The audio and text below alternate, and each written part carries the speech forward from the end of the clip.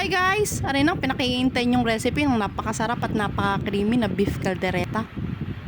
Sa mainit na mantika, ilagay na natin yung ating sibuyas at bawang. Igisa lang natin yan ng konti tapos ihulog na natin yung ating beef.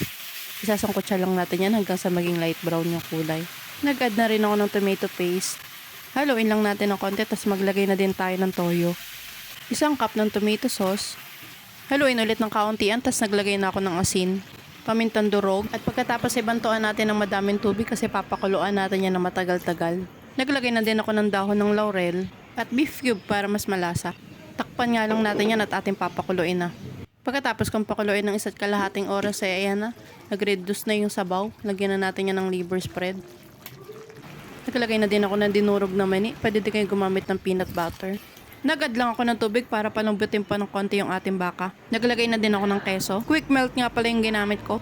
Pinakuluan ko nga lang pala yan ng mga 15 minutes pa. At nung okay na sa akin yung lambot ng baka, pwede na tayo maglagay ng carrots. Pakuluin lang natin ng mga 2 minutes at ilagay na din natin yung ating patatas. Pwede nyo nga palang i-pan fry yan pero ako inulog ko na lang, wala namang problema. Aring susunod na ingredients ay optional lang, green olives, bell pepper, at naglagay din ako ng garban sauce. Halu-haluin lang natin at pakuluin ng kauntian. At arin na nga, luto ng ating napaka-cheesy at creamy na kaldereta.